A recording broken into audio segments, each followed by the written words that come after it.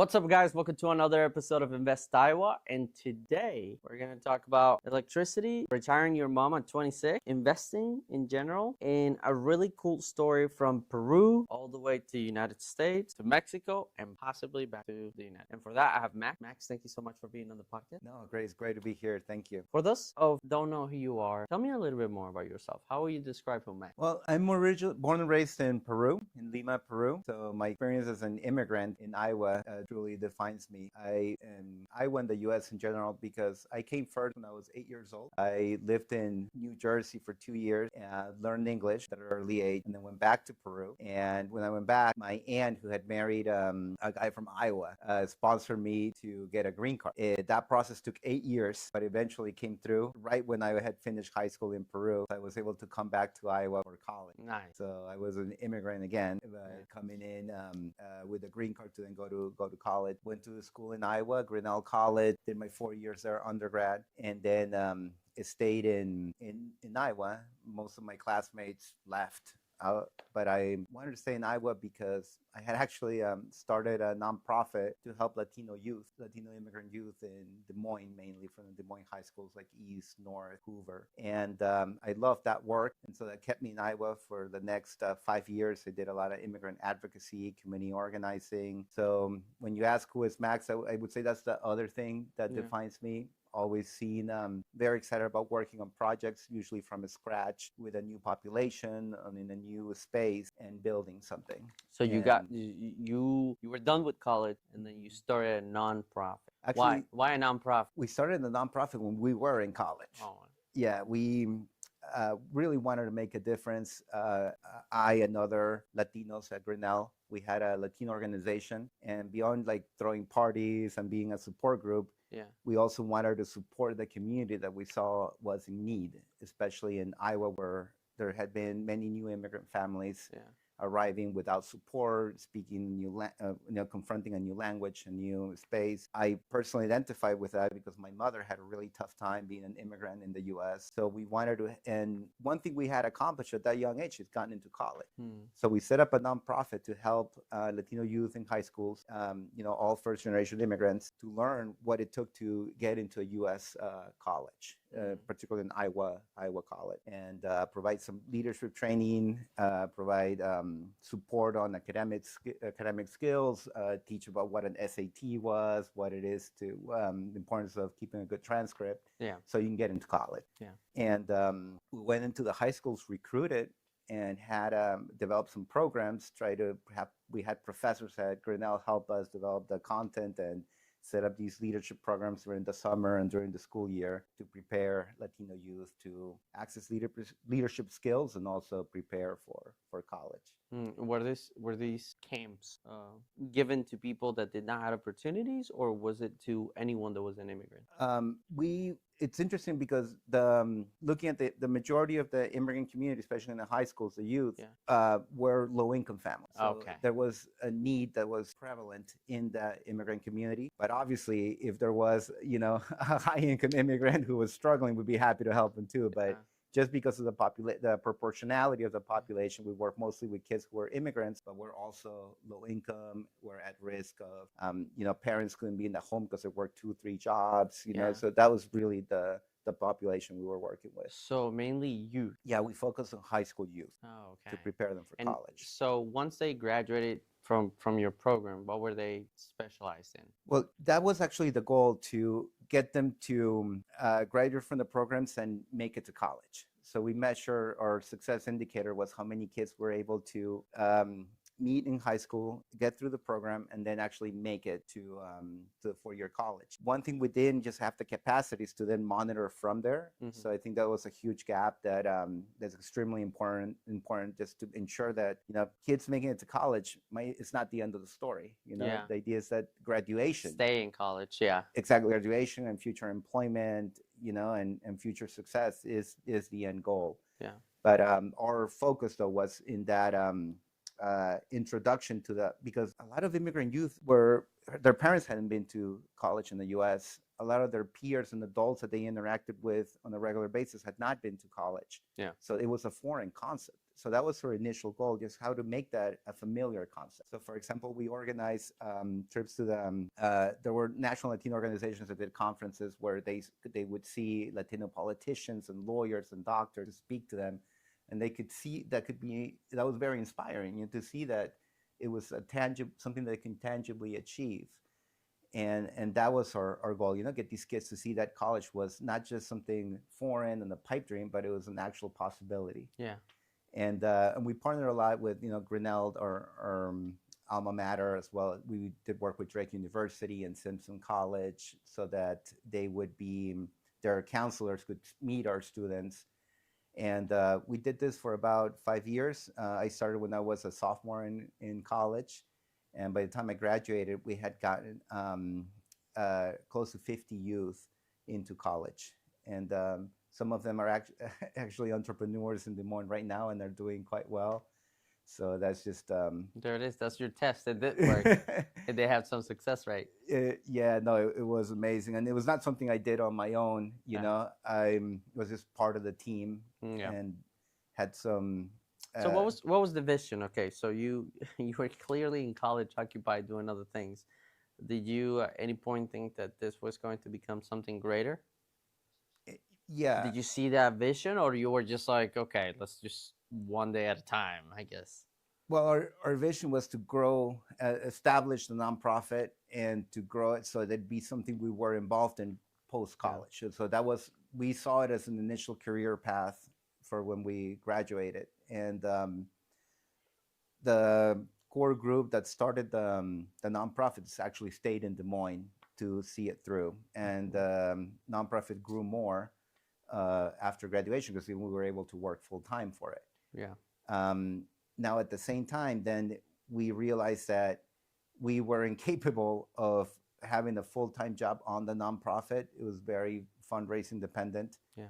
So that transitioned all of us to work may actually do careers in nonprofit development focused on the immigrant community. Yeah. And my best friend Warren Morrow, who started the nonprofit with me, it was called the Latino Leadership Project. Warren and I set up a company that would be our full-time job, and that would be focused on working with financial institutions, banks, and credit unions to help immigrants develop assets. So when we started, we saw that we were fulfilling an immediate need. When we transitioned is looking into the future and see how we can work with the immigrant families, the parents of the kids we had been working with, to actually develop assets as small businesses, as properties, as financial instruments that could help them also improve their lives, and work with the institutions that could provide those assets. And that's when we partnered with banks and credit unions and set up a company to make that connection. At that point, it was called Coopera. Yeah. And we started having some initial success. We did some consulting work for the Iowa Credit Union Association. Okay. And the Iowa Credit Union Association ended up purchasing our company. Did this, I guess, in the mixture of, was this after college or before college? This is all after college. All after college. So Exactly. on that leadership program, did you end that program, or it just transitioned into that that new thing? Exactly. So at first we were focused on immediate need, how we can help that need, which was immigrant youth. Yeah. And then we saw a deeper need in the whole community, which was economic development and building assets. And we also wanted to work on that full time. We wanted that to be our jobs. Yeah. You saw it as an opportunity. Exactly. So instead of working for a bank, we actually decided to build a company that would work with banks and credit unions to support the asset building in immigrant communities. So I have two questions for you. The first one is, you mentioned something, fundraising. Mm-hmm. I've never fundraised in my life, especially when it comes to banks and institutions. I would guess one way to do it would be to go to networking events. What are your insights on fundraising? How do you do it? And the second question is, once you started working on Latinos to build assets. Once you transition to this new model, how did it work? Mm. Well, as far as fundraising in general, I worked in fundraising when I was in the nonprofit world with the Latino Leadership Project, and this was a long time ago. But our best practices there, I think, are applicable now. Yeah. And one thing that we realized is that, as best of fundraisers that we could be, nothing told a better story than the success that our kids had accomplished, in getting. So I believe if you're doing nonprofit fundraising, whatever you're fundraising for, the more you demonstrate that outcome and have that outcome is speak for itself, the more success you'll have at fundraising, the more you will connect with, when we would go to a foundation or a corporation's social responsibility area, we would go with our kids and have our kids tell their story, how they had learned through our programs about having the ability to go to college and actually making it there. And that was one thing that was the most effective in terms of fundraising when at that time. Now, in regards to your second question as to how How did it work? like How did you do it? the well, we had great wealth building opportunities with credit unions and banks that were offering loans, that were offering accounts. And the question is, how could we connect immigrant families with those products and services? Mm-hmm. So we worked with designing products that actually spoke to the realities of and the needs of the immigrant communities. For example, remittance.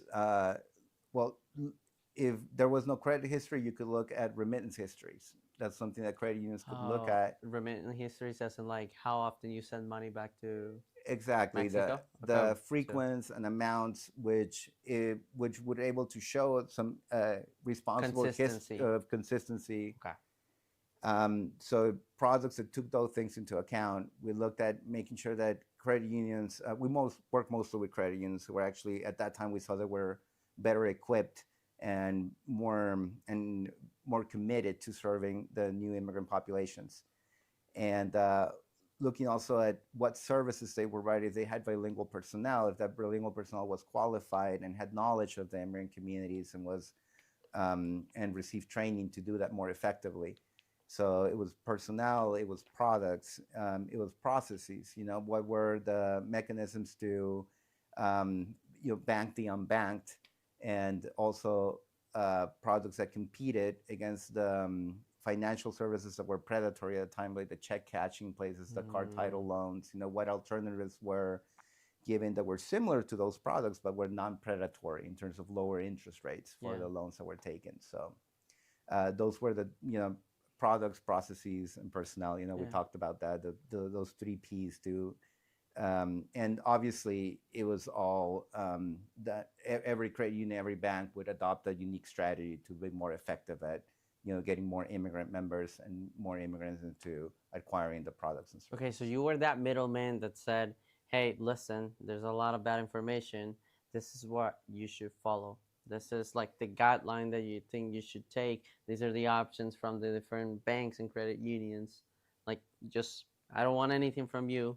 This is the information, and I'm just teaching it to you, like banking school, I guess. Yeah, that middleman, the connecting, but also working within the institutions to make sure that all the products that we're offering were well researched. There was a strategy for how to market them in the communities, and also a strategy for making sure that everything was compliant with existing regulations. So a lot of work within, and then also in that juncture connecting the institutions with the immigrant community. So, like, at what point did this become so successful? Well, when we first started, there was very low membership, and so we measured the membership growth in the immigrant and Latino community, and that grew exponentially every year as we were working with. Once the credit unions purchased the company, and it was rebranded, it was called Coopera. Yeah. And and then we work exclusively with credit unions. So therefore, it was easier to see the growth in membership, the growth in product acquisition. Those were metrics that grew significantly. Yeah. And after a few years of working there, just to go into the next chapter of my life, Yeah. I decided a lifelong dream of mine was, one, to become more financially independent, and to also work for a U.S. company that would have an innovative product or technology and introducing that successfully to Latin America. Mm. So I had worked with a new population in Iowa, introducing new products, breaking ground in that sense. I saw it as the next chapter in my life. And Did you exit this company? The yes, I exited Coopera Yeah. from the credit unions. And then I focused on the working internationally, working with Latin America. Yeah. Um, How old were you when you were done? I was 30 You sold when the I left company. Coopera. I sold my stake in the company. You stake in it. I Was well, yes. When we had a company before Coopera. Mhm. When the Iowa Credit Union Association purchased it, that's when we sold it, and then we became employees Yeah. of the Iowa Credit Union League. Okay. Yeah, so the sale happened before, and one thing interesting about that is that, I do not come from wealth. Was raised by a single mom, Yeah. and all through college, I had the nonprofit, and worked washing dishes, teaching in Spanish, helping kids with their Spanish papers, my fellow students. Yeah. And my budget for a semester was like under $1,000. I just survived on that. And obviously, working on a nonprofit salary right after college was really tough. Yeah. But when we sold our little company to the Iowa Credit Union League, my business partner and I, we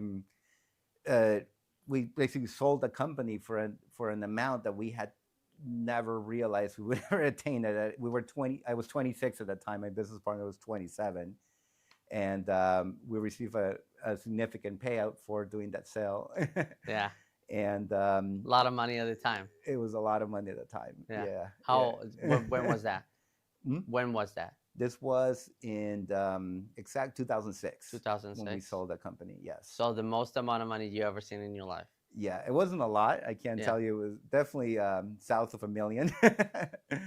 But it was, exponentially what we thought we would have at that age. Yeah. And a more personal dream of mine was to help my mother, a single mom who was close to retire at that time, close to retiring in Peru.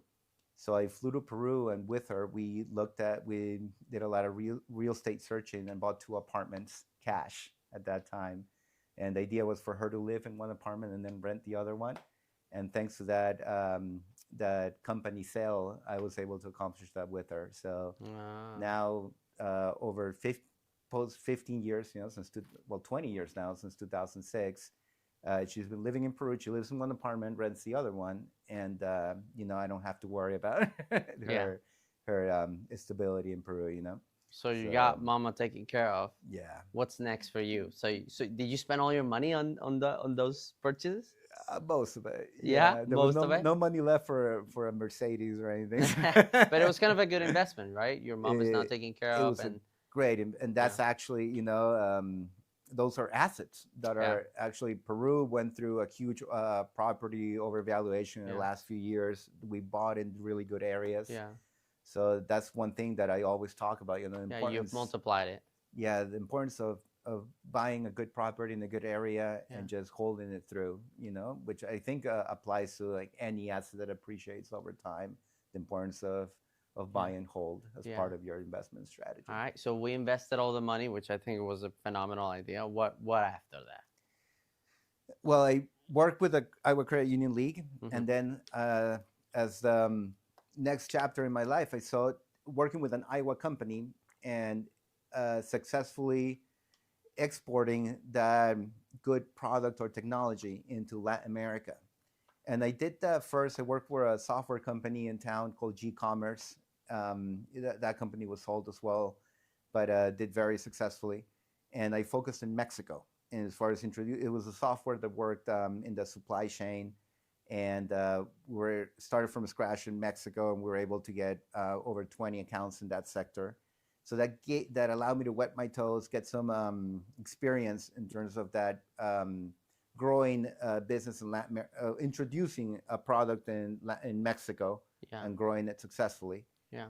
And right at that time, Musco Sports Lighting, which is an Iowa company based in Oskaloosa, is a global leader in lighting for sports. So they do from the Premier League in England to the NFL to the Major League Baseball. Most of the best stadiums in the world I are would not have guessed that. lit with that So you're technology. telling me that an Iowa company is the one in charge of some of those projects? Yeah, where did you go to college? I went to Loras College. Is That's very, I don't know that for a fact, but very likely that your sports fields in Loras. So you We're probably done by you were them? played under Musco Lighting. Well, we also play on multiple Oh, okay. places across Iowa, so at least one of them had to be. For sure, for Yeah. sure. Yeah, at Grinnell, like all our sports lights are Oh, that's so Musco, and I had interesting. nothing to do with that. You don't even hear about that company. No, Well, it's- I mean, I knew it was around, but It was funded in 1976 in Oskaloosa, Iowa. All the the biggest manufacturing plant globally is in Muscatine, Iowa. That's why it's called Muscatine Company. And it's a great story because it started small town Iowa, and it lights from the Formula One tracks in Qatar and Saudi What? Arabia to I think 80% of all the NFL stadiums are lit with Musco lighting. How much that company value right now? Oh my God, it's a private. Well, that's another interesting thing that it never became public. I'm sure Yeah. it's received Yeah. many offers, but it's still a private company, Huh. and it's over $1 billion in revenue. Wow. Yeah. Shout out to Musco Lighting. I didn't know they were so big. I know Yeah. that they have the Kick It Forward projects here, right? Yes, which is a fantastic project just to get kids to play soccer in underserved areas. It's amazing. The Musco designed like a mini stadium called Mini Pitch, and right, it started just a few years ago, and the goal was to build 1,000 in underserved areas. You know, from Newark, New Jersey, we have one in Monterrey, Mexico. In Guadalajara. We've done one in Mexico City, and they've done some in Europe as well. And the goal was to have 1,000 before the World Cup, and that's being accomplished next month. So What? It's been an amazing project. Yeah, 1,000. And these are like small mini stadiums that have it incorporated lighting, allowing kids to play at night and rescue like abandoned parking lots where you could have like drug activity. So basically, you transform those at-risk areas to nuclei where the community can gather and see kids play, and kids can play safely. And these 1,000 soccer fields are estimated to impact over 8 million youth throughout the country and the other global areas where it's been installed. So wow, it's pretty fantastic. Shout out to Kick It Forward, I guess. Yeah, Kick It Forward is a great partner. Is actually thanks to Kick It Forward, they were involved in one project we did in Mexico as well. So this has been What's their involvement on it? Like what? Funding. The funding. Yeah. Okay. They help like us the with fundraising. Exactly. Yeah, the funding needed to get the system built and imported into Mexico. Ah. Yeah. Interesting. Yeah, actually, that project is we have a staff person who's also from Mexico, from Monterrey, Mexico, that leads that program. So that would be a great person for your interview at some point as well. I'm gonna connect you. So for you, perfect. Connect me. For you, where does that Musco Lighting fit in what you wanted to do in life? Yeah, what's fascinating about Musco Lighting that speaks a lot to me is the fact that it's in its very unique niche. It's the best in the world. So the way I see it, it's an inch long, but a mile deep. That's so crazy. It's got a because a lot of companies, when you're an entrepreneur, you go where there is a need, and sometimes you might lose focus. It's good to serve needs and be creative, but it's also important to balance that with having a focus, be the best at something specific. At something specific. And Musco is a perfect example because they could have done, event lighting, they could have done public lighting, indoor lighting, but from the get-go, it had that vision, that focus of being the best in the world at lighting fields. and they became that.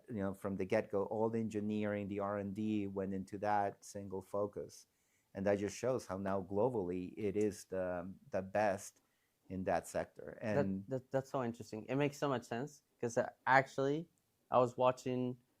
I don't remember if it was a TikTok or a video, whatever. It was a video that was talking about how when you sell to the rich, you profit. yeah, When you sell to the poor, you need systems because you need to sell at scale. And in the middle is where you go to die. But only when you specialize on selling products that specially fit one specific need, it's where you get the money, where you actually have a business that is profitable. And that's so interesting. And that's like I was talking about it this morning with my wife, and now it's like it's actually happening. It's like Musco is the perfect example of that. It's a great example. Now, Musco is unique in that from the get-go, that was the founder's vision, and they made it happen.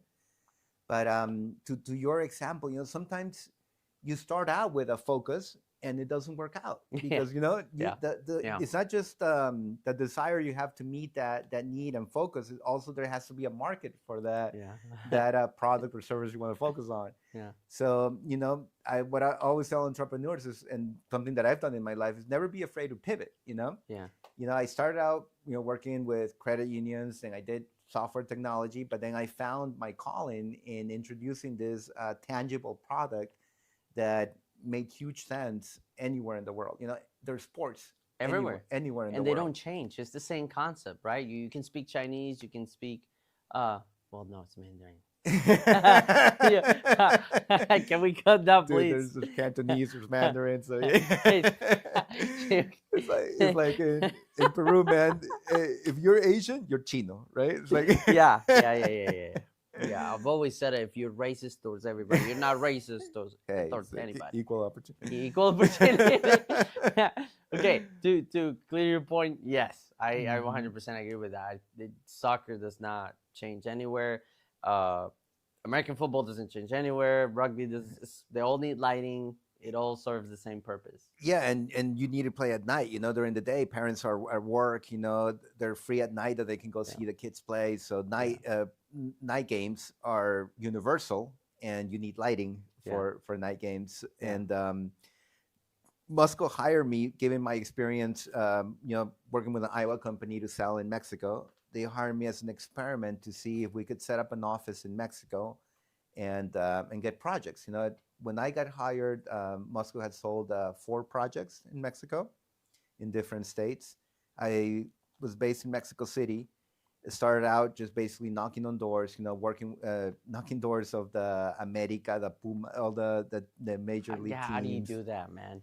The amount of middlemen and the amount of doors that you need to go through to get to the decision-making people. What's that like?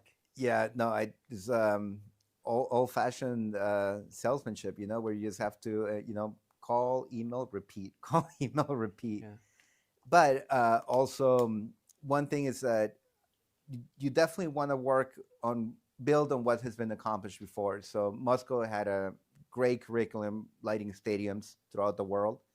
So once I got in the door, that helped me escalate to the next. So I see. I did have a good product and a track record on that field. So that helped a lot, getting to those breaking down those initial barriers, and did everything I could to get the first project. Once you get the first project, then you have, like I was talking earlier about fundraising, showing the results. Yeah. Once I had a pole in the ground, a lighting system installed at it was a baseball stadium actually that I was able to do in Veracruz, Mexico.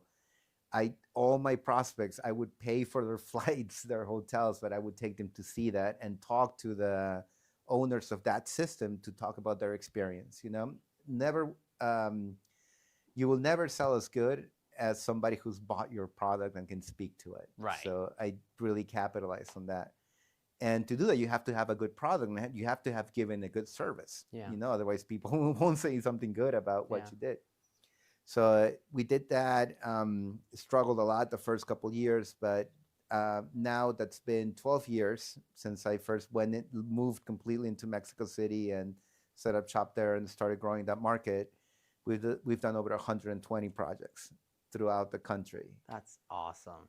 It got to a point where I just couldn't clone myself and be everywhere. So we divided Mexico into 4 different territories, and I hired staff, Mexican engineers, Mexican sales reps, sales professionals. So now we have a team, and our we've done half of the major Mexico as far as professional sports is soccer, right? That is the religion. Yeah. And we've lit half of the stadiums in the Liga MX, which is the major soccer, Yeah. the MLS equivalent, and continue to light stadiums. We're working now with a lot of municipalities to light also the recreational fields in communities across the country. And it's great, because when you install a lighting system, it's something that permanently allows kids to play with good lighting and practice the sport safely. Yeah. So that's just a great source of satisfaction. This is no joke, man. Mhm. Half the stadiums. This is no joke. Half the stadiums from the Yeah. La Liga. Yeah, That's insane. we've got the World Cup coming up, Yeah. and there are 3 Mexico sites, and we're lighting 2 of those, the Guadalajara and Monterrey stadiums. So I'm hoping I can get tickets for that. That'll be nice, right? Yeah, I'll let you know. But in your perspective, how has that formed you to be the person that you are right now? What are your goals right now? Seeing Musco Lighting, do you plan on what's the next step? I want to make Musco in Mexico the reference for sports lighting, so that it's not just seen as something that lights, the professional stadiums that people pay money to go. I would like communities throughout the country where kids go play after school to have that same technology as a professional stadium. So right now, the goal that what I'm very focused on is working with my team so that more municipalities, more recreational clubs acquire our technology, and more people, more youth are playing under Musco lights, are playing safely with high quality lighting, and that also sustainable over time. That's energy efficient. So just um, seeing that growth and the growth in people impacted by our technology and what we do is it's something that I wake up every day, with that mission, Yeah. with what I'm personally very invested in, and I'm very fortunate to have a team who shares that passion. So we're working as a group to accomplish that, and that teamwork.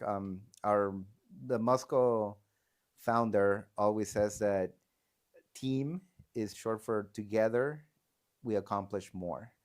And that's the way just the team is the most important thing in Musco. When I'm replicating in Mexico, working as a team to accomplish that vision every day, day in and day out, it's is the main purpose in my life at the moment. Interesting.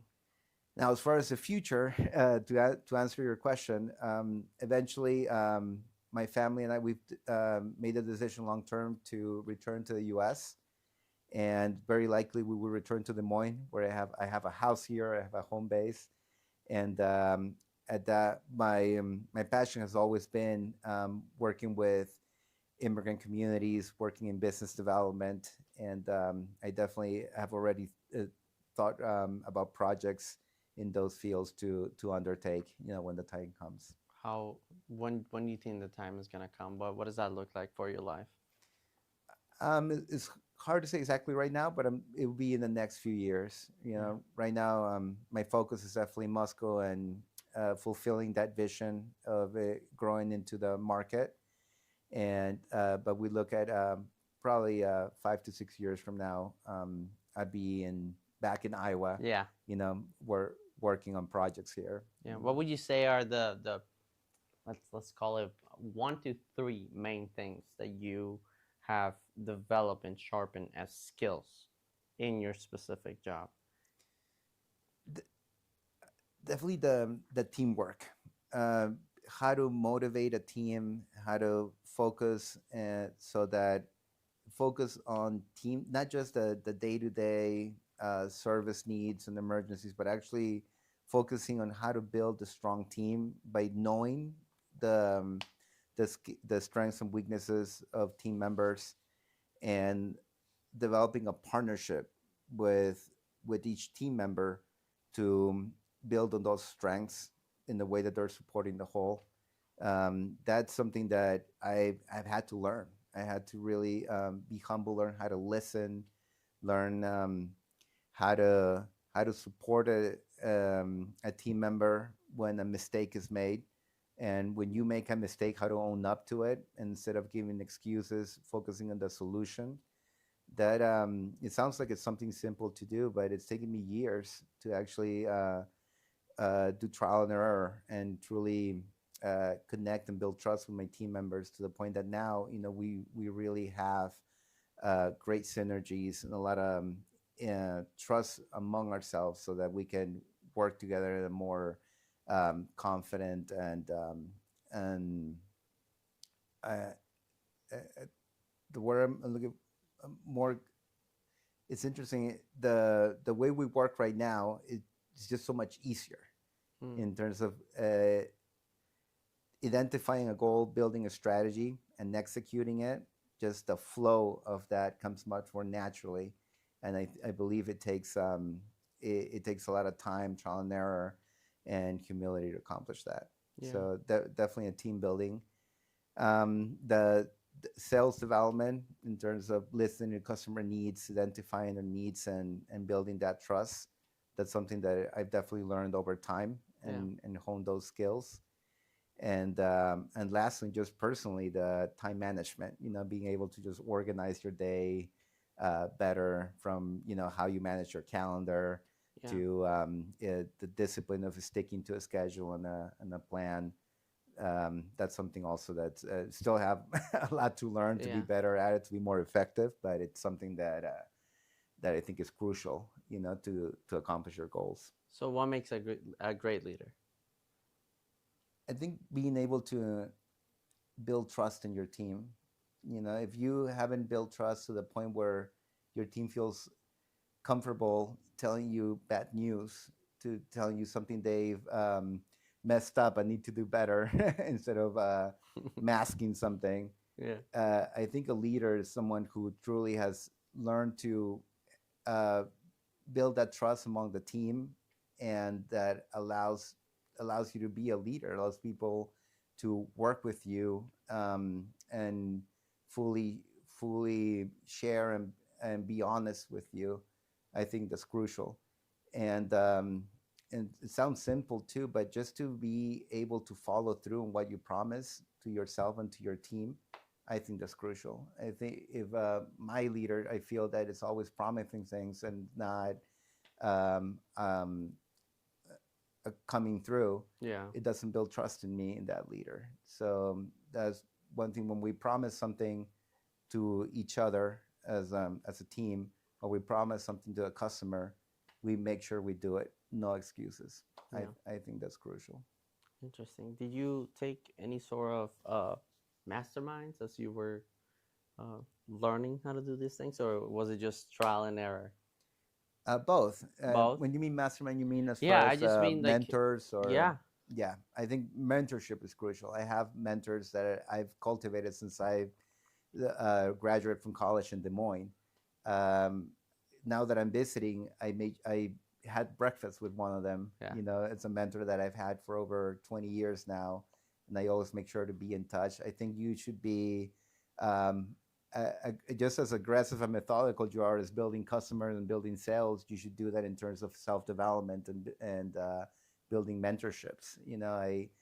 Um, if I identify and mentor somebody that I could learn from, I would try to get in touch with that person, yeah, email, call, until I'm able to get a meeting, and then be very honest about how, I admire what you've done, I admire what you do, and I would like you to mentor me, and find common interests, and then follow up. And I've been a lot of I've had a lot of success has been thanks to mm, people that have mentored me, that provided contacts and the skills and knowledge. Yeah. And it's something that's important to me to further cultivate, by following up, sharing challenges, sharing accomplishments. And I think that's a lot of times in our own success, we become self-centered and just us and our family. But it's just crucial to sustain those, especially like me, which I've moved out to another country. Yeah. I really work hard with those mentors and friends that I built in one country that I keep in touch regularly, and be quite disciplined about it to strengthen those relationships and continue to grow with them despite of the distance. Wow. Why? For some reason, I feel like you're selling me something, and I want to buy it. but, but I don't know. It's like you get the sales rep person that it's kind of shady and kind of you just I don't know. There's something about the way you approach the conversation that makes it very like trustworthy. Oh, Maybe, and you appreciate probably that. don't even know that you're doing it, but you're like you get that feeling. You know what I mean? Yeah. I'm definitely not conscious. Yeah. I'm trying to be as honest as possible. To answer questions based on my own experience and what I Yeah. do right now. So I'm glad that you're Yeah. getting that Yeah. impression. I Yeah. am getting that impression. I don't even think you're selling me something, but it feels that way. What would you want people to know you for?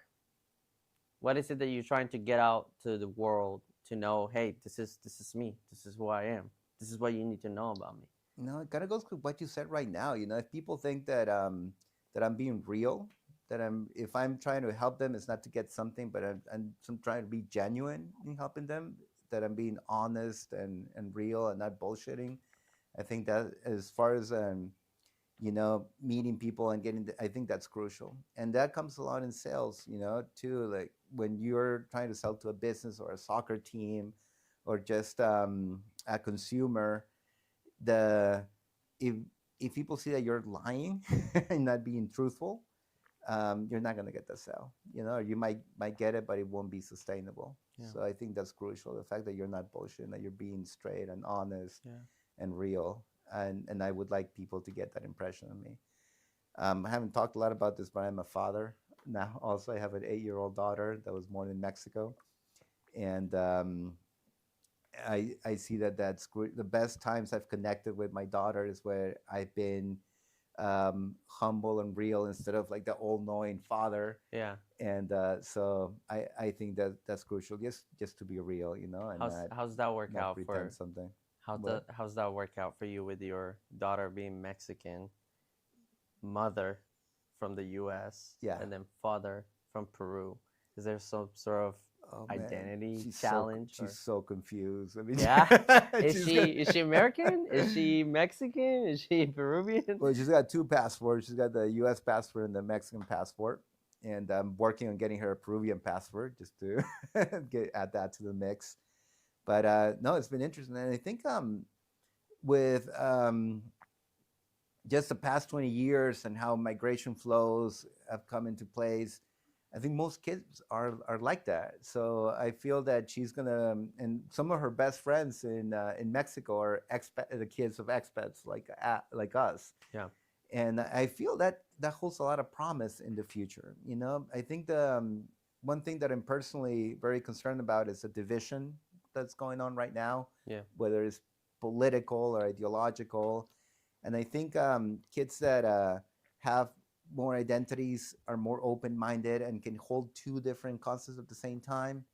Can be, for example, see the good things in the right, see the good things in the left, and Um, and I I do I do think there's a huge need for that, to be able to hold, instead of just being in one camp and one identity and not being flexible, to hold two thoughts at the same time, to see that something can be good and bad at the same time, and actually dialogue about it, respectfully yeah. debate, Yeah. and see the nuances in things are crucial. So I hope that my daughter's diverse background and how it's growing up in all these cultures prepares her to have that open mind, to not be just rigidly defend one position, but to see Yeah. that nothing is black and white, and to see that nuance in the world. Yeah. Be open and question everything. That's crucial. Yeah. Yeah, That's because yeah, I mean to question, I think questioning is crucial. Like I tell my team, please always question. If I'm telling you to do something and you don't feel right, question it. right. Tell me. Hey, Max, you might be wrong.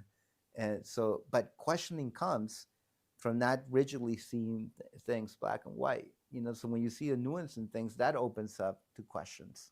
So I Yeah. think, like you said right now, question things Yeah. and see that things are not black and white. Those things absolutely go together, and it's important to do now more than ever with all the division that we have. Yeah. Yeah, I think it's crucial. I feel like I could learn a lot more from team leadership from you. Learn a lot more about what? Team leadership. Oh, I feel like you're just hiding the gems from me. I yeah. think that you speaking so eloquently about like the team cohesion and just how everything just gets worked up. But what are some of those things what some of those things that cost you money, some of those mistakes that taught you the hard lessons? Um, I want to know more about how you actually got to be that person that acts and becomes the leader for, because not any company is just going to throw a random experiment to go to another country and set up something so they can figure out if it works, right? They're not just Hmm. going to do that, right? They clearly saw something in you and it worked because it's still going, right?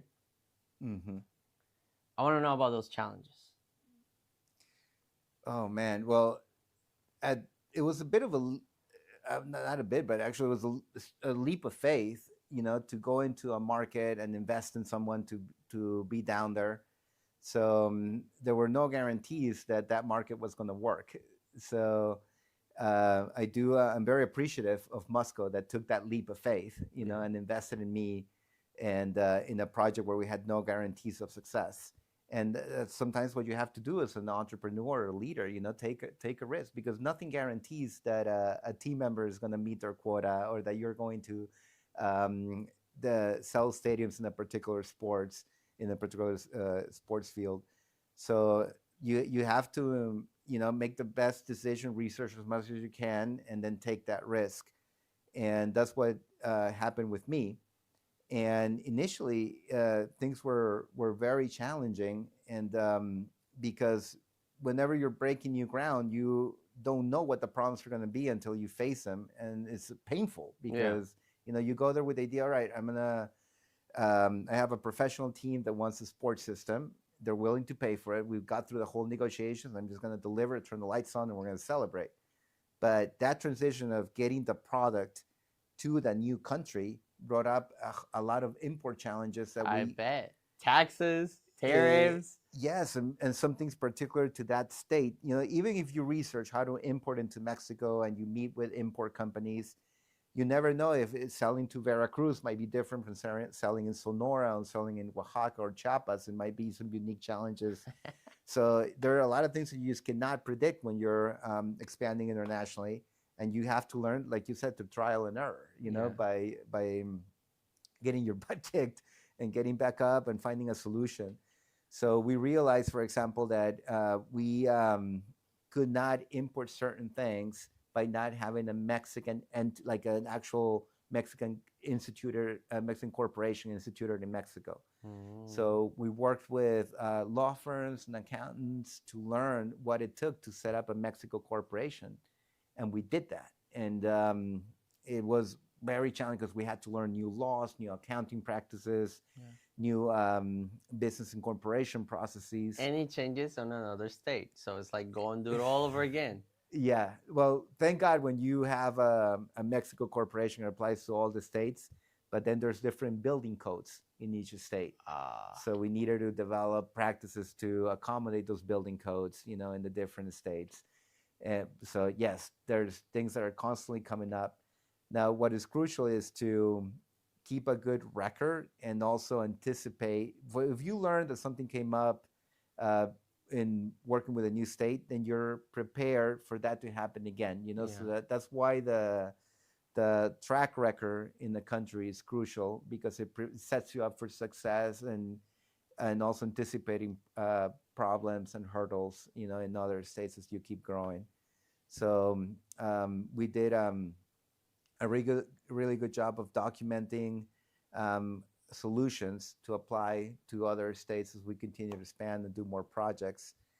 And it's just a lot of trial and error, and also you become more comfortable over, because we might have right now with what's going on with tariffs, with international trade rules. We might confront changes right now that require us to set up a new corporation, or change it from, so, but we'll be ready for them. Yeah. We have a team of professionals that can help us with that, Yeah. and are more confident to take on those challenges than Yeah. than those first 3 years when we were first encountering And them. you guys should probably be up and ready by now, right? For any upcoming challenges. I mean, it's still going to hurt Yeah. if Trump all of a sudden decides to impose, cancel the North American Trade Agreement and Yeah. impose 30% tariffs Yeah. on products, and Mexico retaliates. So it's going to be painful, but we have a team, and we have to experience overcoming those challenges. That makes me confident that we will overcome them. Yeah. Is what's happening in Mexico right now on the news affecting the way you guys conduct regular business at all? It does.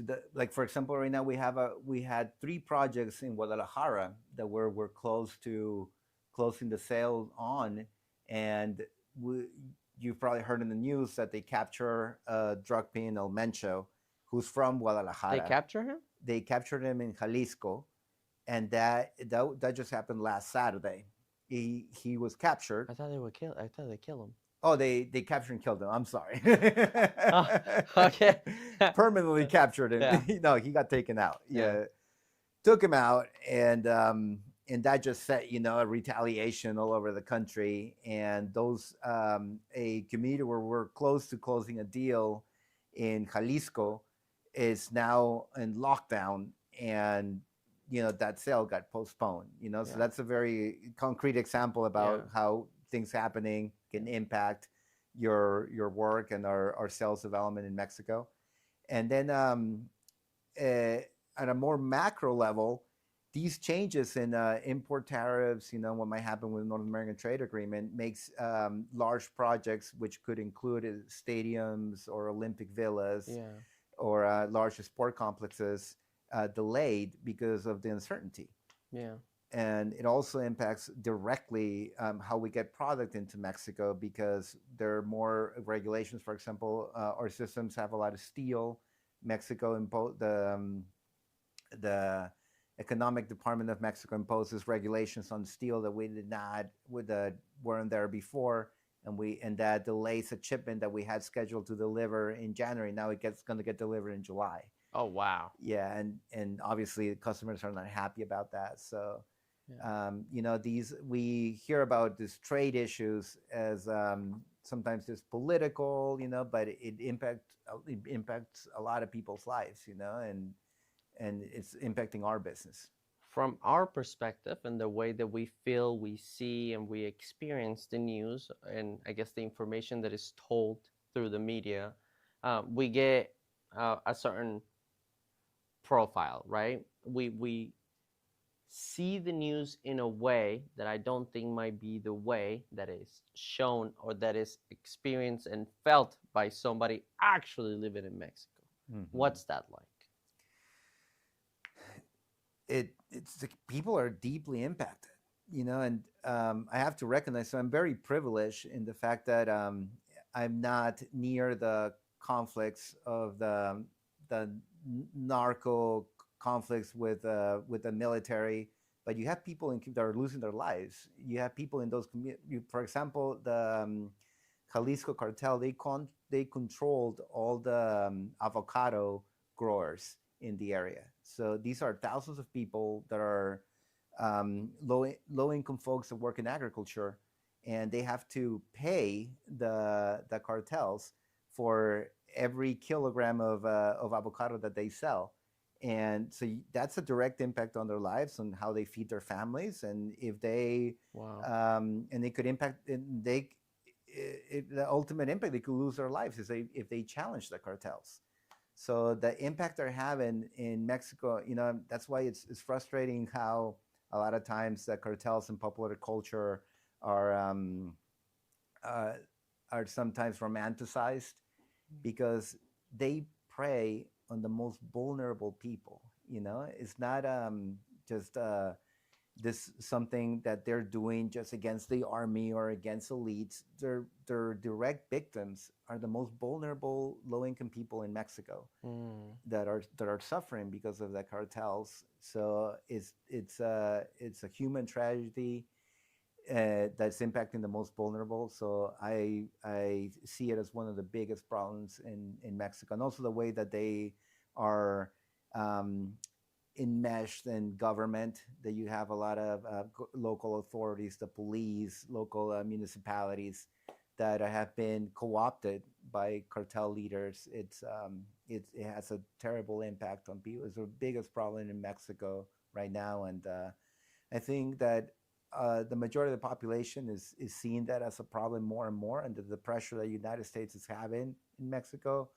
If I see I'm I'm optimistic to a fault. Yeah. So if there's anything from what happened right now with El Mencho and the pressure the U.S. is placing on Mexico, what I hope and what I'm optimistic about is going to lead to a new trend to identify those narco government connections so that they can be brought up to light and fought. Mm. And if that requires U.S. Strategic intervention, I think most of the population in Mexico would be supportive of that. Um, and my hope is that at least short term it can lead to saving lives and improving the situation. That's interesting. You're also kind of telling me what the solution would be like. Do you think that's gonna happen? I think something is gonna because so there's some unprecedented things happening. Like Mensch's been operating for over a decade, Yeah. and he's now dead, Yeah. due to a concentrated military effort, Yeah. and that's having some consequences. And there, Mm. so I think the genie's been out of the bottle now. That's going to lead to more action. I think that we have 2 more years of Trump, so that pressure from the U.S. is not going to decrease; it's only going to increase, Mm. especially what he's doing around the world as well. Yeah.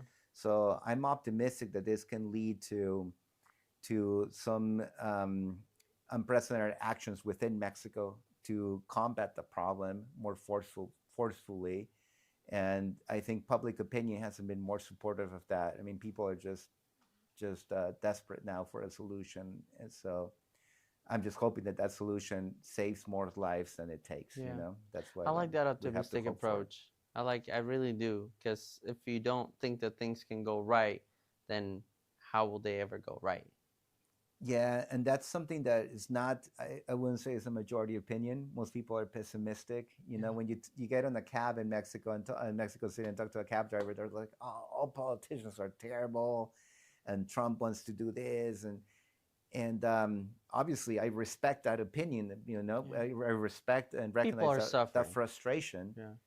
But I think if you don't look at the silver lining, and you don't have and if you're not optimistic about institutions holding and reforming, then things only get worse. Yeah. So I always try to see what the silver lining is, and where when things as bad as they look right now can lead to a positive outcome. That impacts more. I mean, there's no perfect outcome, but on the net, more things are changing for the better than worse. Yeah. In the Yeah. same way that maybe things are changing for the better every time you um, go about a new project of your life. Yeah, and I apply it to my business as well. Every time we lose a project, there's a lot you can learn from that project that you lost. Like who should you have spoken to? How you have made a better argument against the competition that beat you for that project? Yeah. How can you be in touch with that customer in the future so if the solution doesn't work? And just to give you an example, the biggest accomplishment in Mexico for me was to win Azteca Stadium. It's the biggest soccer stadium one of the biggest soccer stadiums in the world. It's in Mm. Mexico City. In 2020, there was a bid for that stadium that we lost. Oh. Our competitor beat us to it, and I got the answer actually the day before Christmas. So Oh it's man. painful, man. It was just a kick to the gut. Um, and the our competitor won that. They installed the light and they did a really bad job. The So not so bad news. they did and this goes to the minutiae of Musco, but I'll just try to summarize. But to light a professional stadium, you need a lot of lamps that you put across the whole roof, and they installed 400 lamps, and each lamp needs to be focused so that the light is uniform, it's even. Yeah. So when you have 400 and you have to do it by hand, each one to focus them, there's going to be a lot of error. Yeah. And it took our competitor over 4 months to get it right, to manipulate each lamp to get it right. What Musco has done is they developed a patented robotic system that at the factory, on a simulated robotic environment, will give that angle in factory. Oh, wow. So by the time they basically simulate like a Azteca Stadium, to give you an example, and how each lamp has to be positioned, that it's a vertical and horizontal angle exactly, so that when it gets to Mexico and it's installed, all you have to do is just